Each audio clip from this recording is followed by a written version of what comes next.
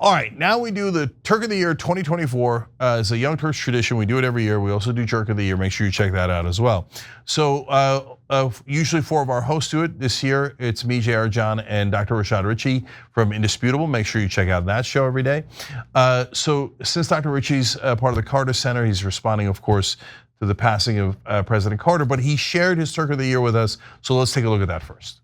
All right, what up? Sorry, I could not be there live, but I want to tell you my Turk and my Jerk of the Year. My Turk is none other than Cori Bush. Not just because of her political legacy, but because of her life legacy. Remember, before Cori Bush was elected, she operated as a nurse, a pastor, and a Black Lives Matter activist.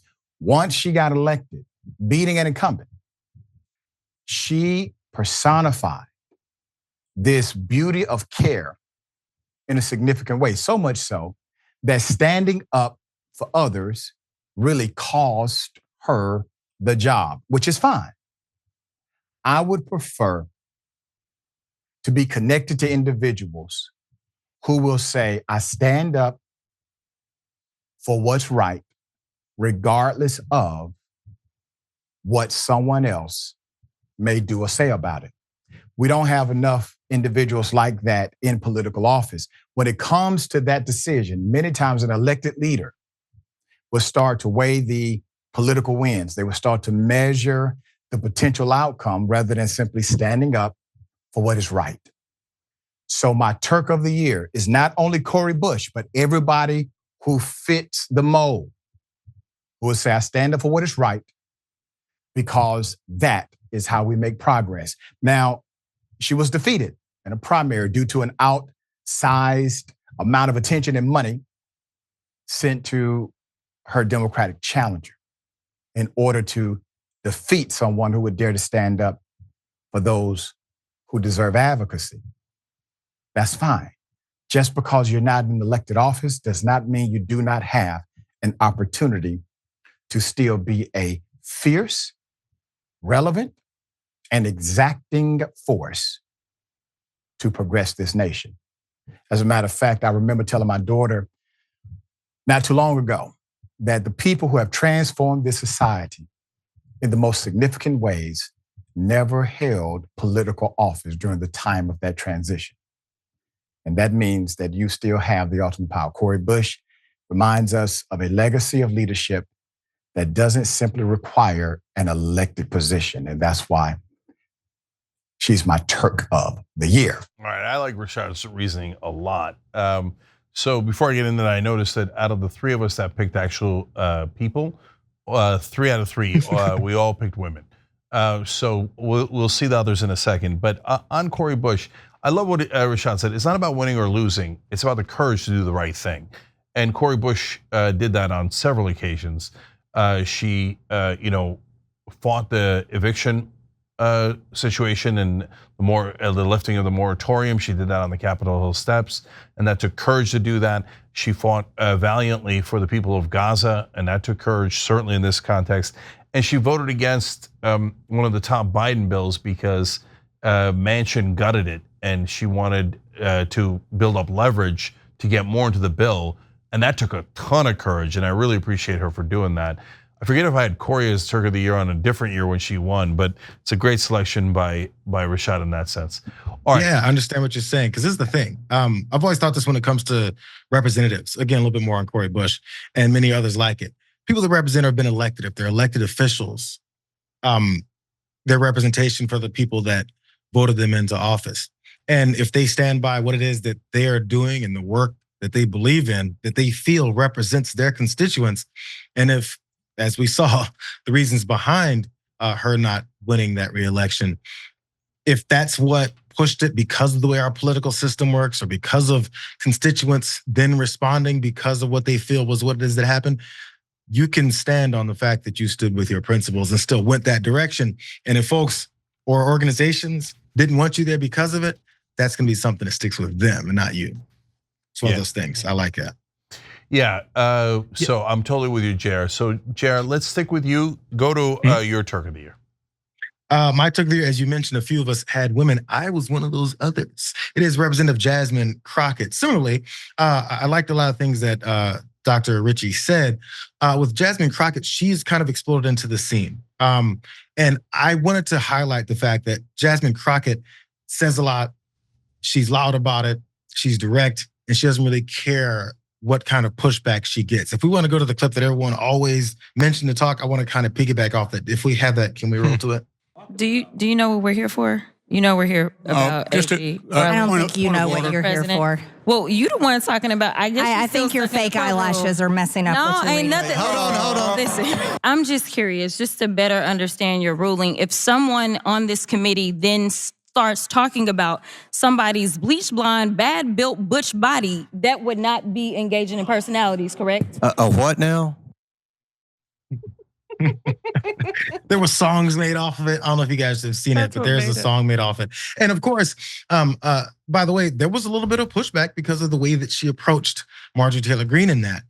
But the fight ensued, and then it continued in the news cycle. She took those opportunities, went on news, and talked about why she was in those types of confrontations back and forth. So I like the fact that she takes those moments, and instead of just basking in it and saying, oh, look at all the popularity I got from a particular group of folks that liked what I said and what I did, let's talk about the things that are going on in Congress as well. Because ever since then, she kind of exploded onto the scene. We, of course, had known about her before, but maybe, as we say in sports, casuals maybe didn't know who she was, and that put her in the spotlight. And once you're in the spotlight, what are you going to do with it?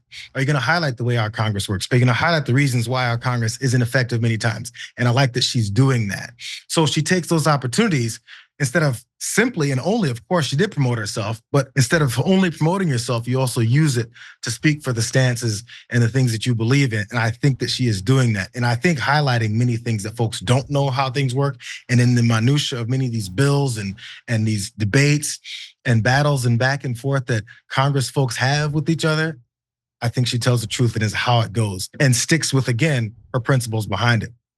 Hopefully it lasts longer than what Cori Bush was able to complete in her time. Yeah, so I like picks that are symbolic too, and Jasmine Crockett is another one of those because she's symbolic of the turn from this quiet, meek civility that Democrats have done my entire life, right? The Republicans will tear their face off and they'll come back with order, please have them apologize, please have them. And Jasmine Crockett doesn't play around with that. No, I'm not interested in their apology. Soon they're going to be interested in trying to get an apology from me. And you know me, I love that attitude. So great pick, Jayar. John, your thoughts on those and your pick? Yeah, well, really fast on Cori Bush. I think, obviously, I don't want to say the end was tragic because hopefully that's not the end. Hopefully she has a lot of fight left in her, maybe other elections left in her. But from the beginning, she served as a reminder that there isn't just one way to get into politics, that you can come from a different experience, you can come through activism and all that and still make it work. She showed that, even in she was barely in Congress for just a few years. And she did more in that time than tons of Democrats and Republicans will do for literally decades. All they do is they show up, they fundraise, they run again. Like, she was willing to make herself a person that powerful PACs would want to take out. It's very easy to just keep your head down and not make yourself a target. And she refused to do that with her advocacy and, standing up for people at risk of, being thrown out of their apartments and their homes early on in the pandemic. She did that on a number of issues. And then even in being defeated, she served as a reminder to us that, even in the cases where we get these wins, there's a defense mechanism of the status quo, of the establishment, and they will rally the money necessary in some cases to take people out. And so we need to be vigilant. On Jasmine Crockett, she delivered, I don't know, 70% of the feel-good stories having to do with Congress throughout the year, just with her constant duking it out. Not just with people like Marjorie Greene, although that was the most entertaining part, but substantive critique of people coming in to hearings. And I love that she's a reminder that the Democrats have had an abundance of riches of these women like her and Katie Porter and AOC and others who deliver these moments that the right tries to match with their Lauren Boeberts and their Marjorie Greenes, but they forget all the time with those no, it's also good to have women that know what they're talking about, that are intelligent and curious and do the research and actually care. And they're not just trying to say something snippy so that people retweet it. And I love, how many Democrats we have like that. And Jasmine Crockett just seemingly came out of nowhere and sort of took the forefront of that. So I've really appreciated her work throughout the year. Yeah, so everybody keep voting on Turk of the Year at tyt.com/polls because that's going to sway potentially who we declare the Turk of the Year in just a couple of minutes. And to John's point of Jasmine Crockett coming out of nowhere, it goes to what I've been saying all along. There's actually nothing stopping them from fighting back against Republicans. They just chose not to for decade after decade, and it was so frustrating. So I appreciate that Representative Crockett was like, no, let me show you how this is done. Step aside, Butch, right? And was a leader in showing to others, hey, there's nothing wrong with fighting back. Let's all do it together. So I think it's really important. All right, John, so who's your Turk of the Year? Yeah, so I felt called out earlier when you were like, well, 3 of us chose women. I guess 1 of us didn't. But in my defense, I didn't choose a man either. I chose an organization. I never seemed to choose one person. Last year it was the Tennessee 3. Now I've chosen this year the World Central Kitchen. And I want to say right off the bat, I feel bad almost like crediting any particular aid organization when so many do such amazing work and so many of them have all of the characteristics that I'm going to describe for the World Central Kitchen. But they in particular have just done amazing, almost impossibly amazing work in terms of the scale of what they've delivered. I mean, even if you're just focusing in Gaza, like I think the last update they gave was that they've provided something like 70 million meals, which is just unthinkable. And they did it. And that's just there. I mean, they've been involved in, responses to earthquakes, and they've been there in Ukraine, and they've been operating as they always do, in sort of fronts across the world. But in particular with Gaza, they did it despite the danger, and not just hypothetical danger. They've done it repeatedly after being attacked by the IDF. And obviously, there was the attack back in, I believe, April of this year, where multiple members of the World Central Kitchen were killed despite having done everything they were supposed to do, all the safeguards, all the notifying. They did everything, making the entire situation very suspicious in hindsight. But not just that, they've lost people in other instances too. There was another attack that took out an employee of World Central Kitchen just in November. I don't know how much news that got, but they're back up and running again following that. They've had to comply with all sorts of requirements by the IDF, which is now basically it's a 24/7 PR campaign against World Central Kitchen to make it seem as if every member that works there is also a member of Hamas.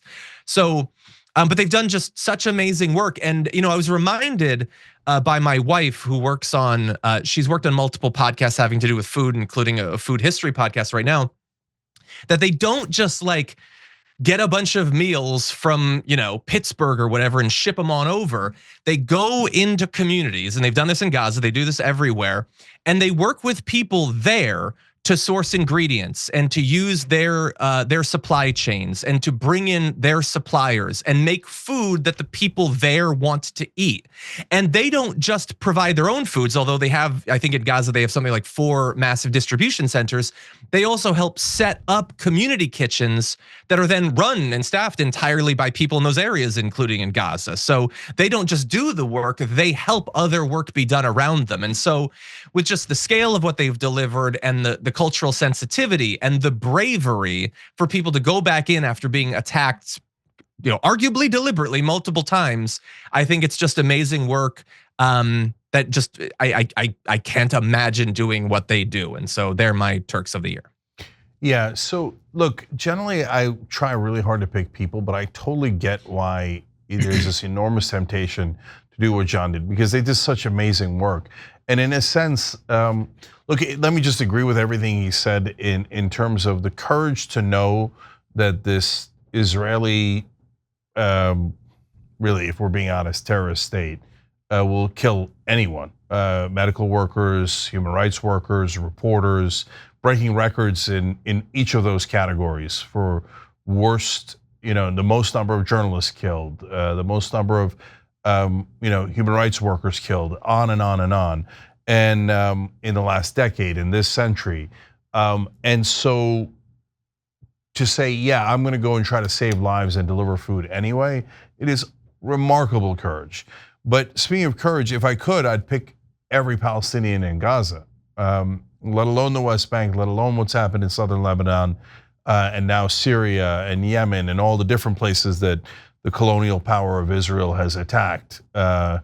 And apparently no land is enough. But this is, but for the Palestinians who have persevered, having lost, children who lost both their mom and their dad, parents that have lost their children, and it's endless, on and on and on. Lost their family, lost their housing, lost everything they have, and yet they persevere every day. Enormous courage.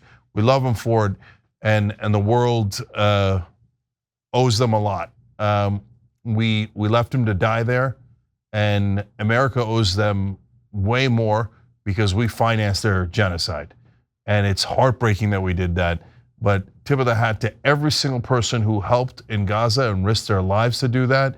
They're the best of us on this planet, and to every Palestinian that has survived the ethnic cleansing of Gaza. So now, in terms of, Jared, real quick on that, and I'll give you my opinion. Yeah, I had a quick thought on it. I won't go too long on it, but people vaguely, beginnings of the years or end of a year and New Year's resolutions and thoughts about the world and changing hands of leaders. A lot of times people talk about world peace. Oh, I'm praying for world peace, and then obviously we've never seen that collectively and overall.